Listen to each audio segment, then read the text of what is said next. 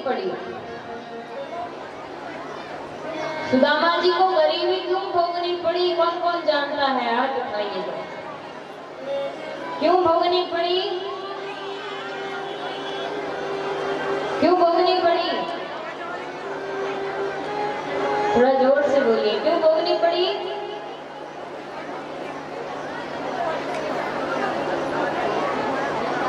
सुदामा जी ने चने खा लिए थे इसलिए भोगने पड़े। यही कह रहे हैं? कौन कौन यही बात कह रहा है? हाथ उठाइए।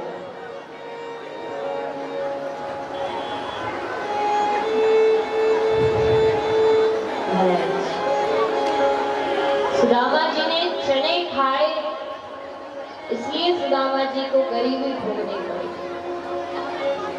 तो क्या आप हम सभी चने खाएंगे तो हमें भी गरीबी भोगनी पड़ेगी?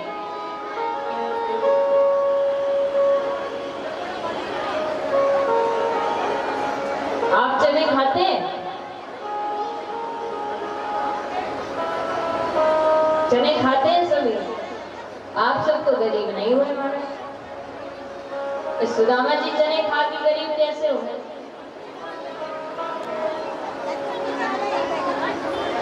ध्यान से सुनिए, एक बार प्रेम से बोलिए राधे राधे।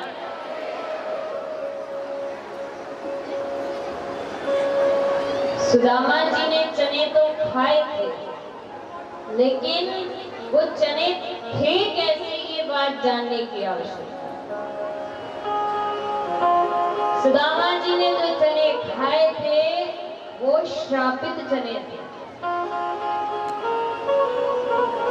कैसे महाराज? जब कन्हैया गुरुकुल में पढ़ते थे तो एक बार गुरु माता ने कहा सुदामा जी और कन्हैया से कि जाओ जाकर वन से हवन के लिए लकड़ियां लेकर आओ।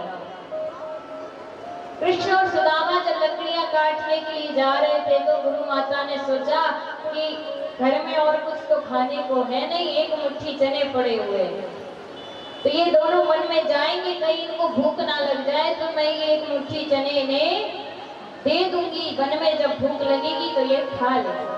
तो गुरु माता ने एक पोटली में चने बांध करके रख लिए कि जब कृष्ण और सुदामा वन में जाएंगे तो मैं उन्हें ये पोटली दे दूंगी। इतने में वहां पर दुर्वासा ऋषि आए। दुर्वासा ऋषि ने आकर के गुरु माता से कहा कि मुझे बड़ी जोर की भूख लगी है, कुछ खाने को है? गुरु माता ने सोचा कि घर में केवल एक पोटली में चने रखे हुए हैं और वो मैं कृष्ण सुदामा को दूंगी तो और तो घर में कुछ है नहीं, और यदि मैंने वो इनको दे दी है तो फिर मेरे कृष्ण और सुदामा भूखे रहेंगे। तो गुरु माता ने झूठ कह दिया कि घर में कुछ भी खाने को नहीं है महाराज।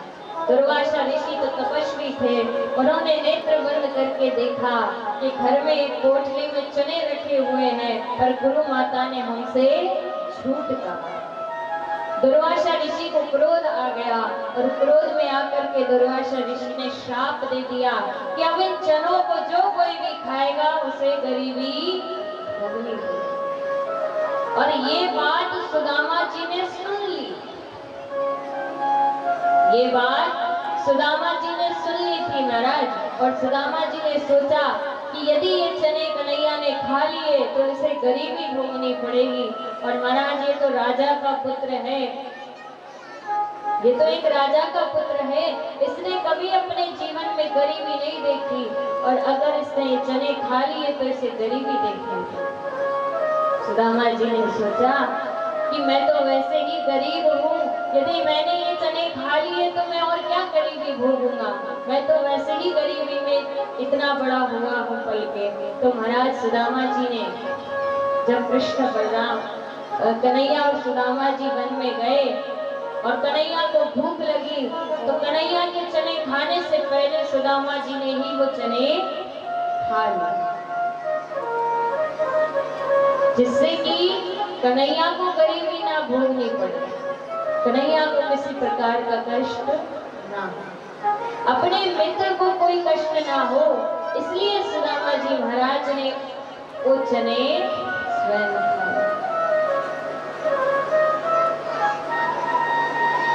तो कभी भी ये मत कहिए कि सुदामा जी ने चने खाए इसलिए गरीबी भोगनी पड़ी। सुदामा जी ने श्रापित चने खाए इसलिए गरीबी भोगनी पड़ी।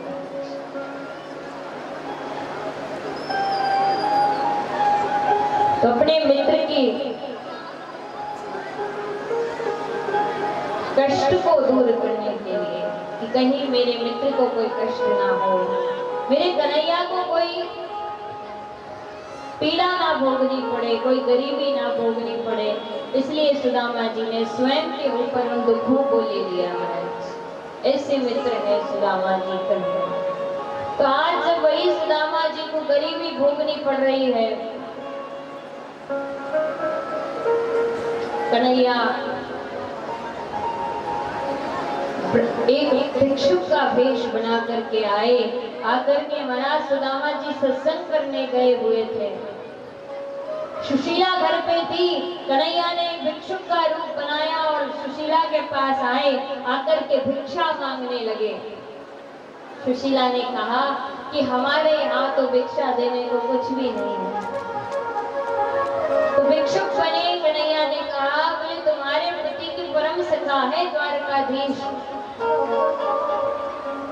सुशीला ने कहा मुझे तो कभी नहीं बताया कि द्वारिका के जो राजा हैं वो हमारे पति के सखा हैं। तो भगवान बोले कि तुम अपने पति को द्वारिकाधीश के पास भेजो, वो तुम्हारी सहायता अवश्य करेगा।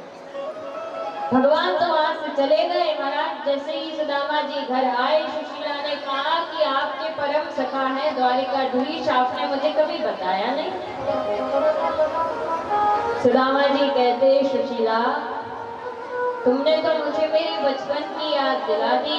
अरे कन्हैया मेरा सखा ही नहीं है, मुझे अपने प्राणों से भी प्यारा है। कन्हैया तो मेरा परम मित्र है।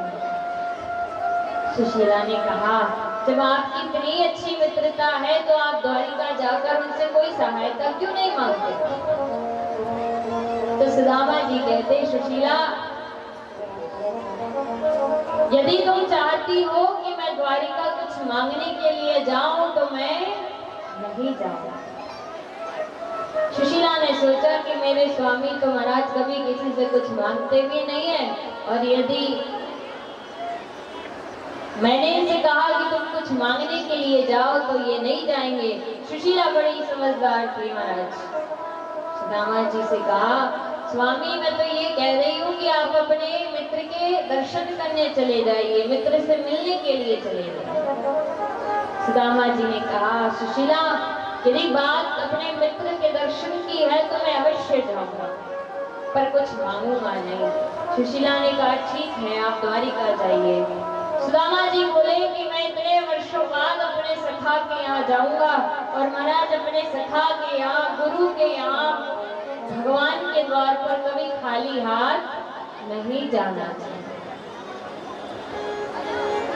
तो सुदामा जी कहते मैं अपने सखा के यहाँ इतने वर्षों बाद जाऊंगा, और मैं यदि खाली हाथ गया तो ठीक नहीं लगेगा। सुशीला ने कहा मैं कुछ व्यवस्था करती हूँ, आप रुकिए।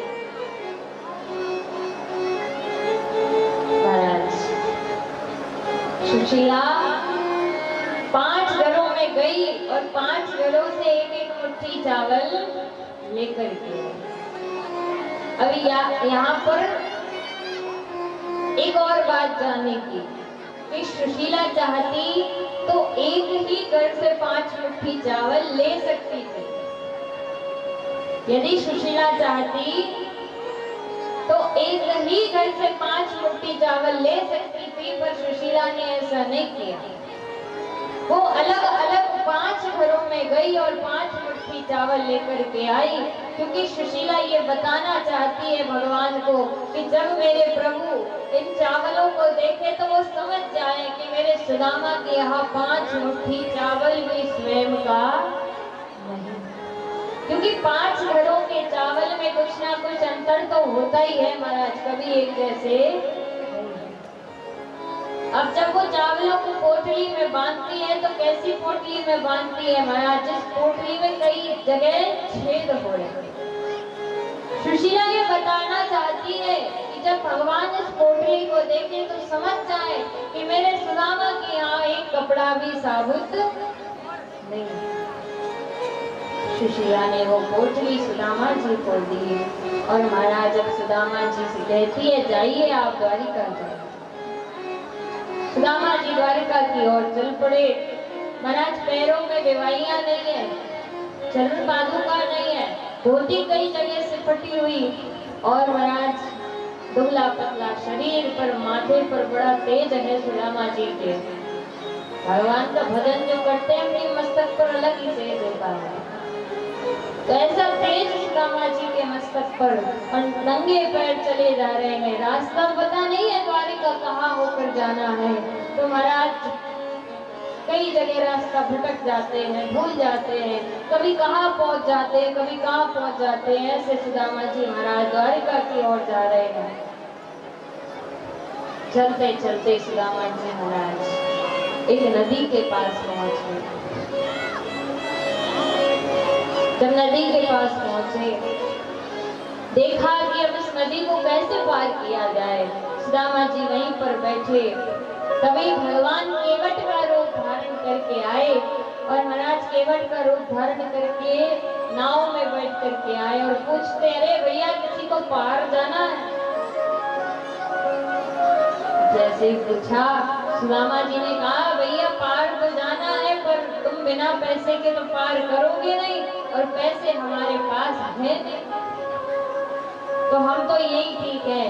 तब भगवान ने कहा महाराज कि आप जैसे लोगों को तो हम ऐसे ही पार लगा देते हैं, आइए बैठ जाइए। तब सुदामा जी उस नदी को पार करते हैं।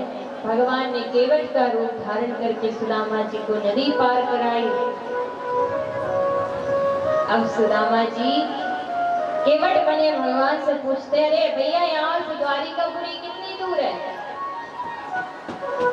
भगवान ने कहा वैसे तो ज्यादा दूर नहीं है पर आपका जो शरीर है दुबला पतला, ऐसी थकान आपके चेहरे पर लग रही है। आपकी दशा को देखकर लगता है कि आपको यहाँ से द्वारिका पहुंचने में 3 महीने का समय और लग जाएगा। और जब कहा कि 3 महीने का समय और लग जाएगा तो महाराज सुदामा जी तो वहीं पर बैठ गए। भगवान से कहते अरे द्वारिकाधीश मैं कौन सा तुमसे धन दौलत मांगने के लिए आ रहा था, मैं तो तुम्हारा दर्शन करने आ रहा था और अब मेरी तो बस की नहीं है महाराज, मैं तो यहीं पर सो रहा हूँ। अरे कन्हैया तेरी गरज पड़े तो तुम मुझको 100 बार बुला, नहीं तो मैं तो यहीं सो।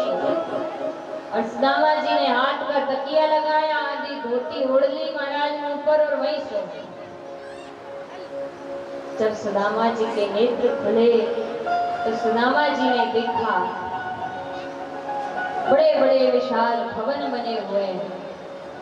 चारों ओर से जय श्री कृष्ण का स्वर सुनाई दे रहा है। सुदामा जी ने किसी से पूछा अरे भैया ये कौन सी नगरी है। तब कहा कि भैया ये तो द्वारिकापुरी है। सुदामा जी बड़े प्रसन्न हुए और महाराज कन्हैया के महल को पता पूछते पूछते कन्हैया के महल के द्वार पर गए। जाकर के देखा तो वहां 2 द्वारपाल खड़े हुए थे। द्वारपालों से कहा कि मैं कन्हैया के बचपन का सखा हूं, मेरा नाम है सुदामा। तुम जाकर के मेरे कन्हैया से कहो कि उसका बचपन का सखा सुदामा आया है। द्वारपाल कहते हैं कि हम कन्हैया से आपको मिलवा तो देंगे पर पहले हम जाकर देख कर आते हैं। ये समय कन्हैया का भोजन करके विश्राम करने का समय है और यदि कन्हैया विश्राम करने नहीं गए होंगे तो हम उन्हें आपसे मिलवा देंगे। द्वारपाल भीतर गए। जाकर के महाराज कन्हैया से कहते हैं शीश बगान झगातन पे प्रभु जाने को आगे बसो के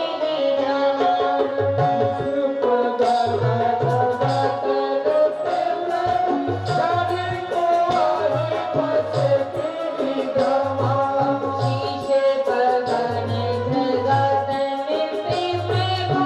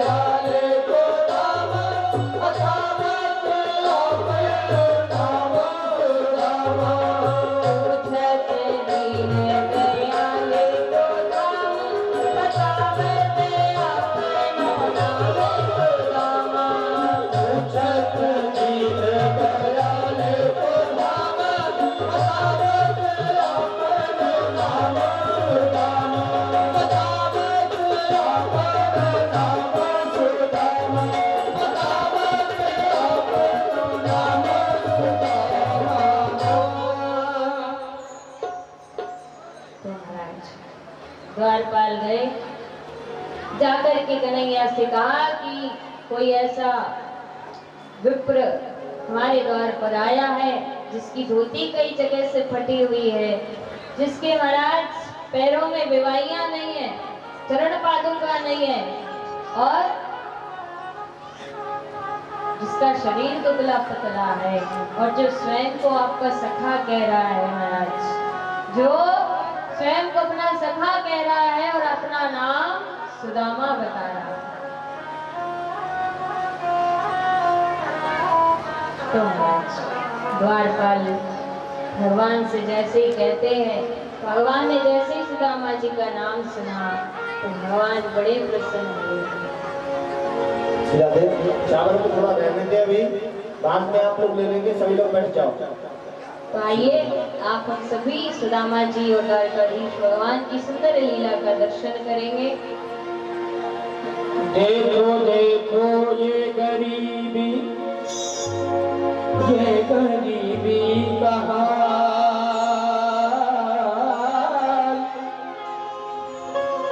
कृष्ण के दर पे विश्वास लेके आया हूँ, मेरे बचपन का यार है मेरा साथ, यही सोच कर मैं आस करके आया हूँ। अरे द्वारपालो कन्हैया से कह दो, अरे द्वारपालो कन्हैया से कह दो, इधर के सुदामा गरीब आया है, इधर के सुदामा गरीब आया है, भटकते भटकते न जाने कहाँ से, भटकते भटकते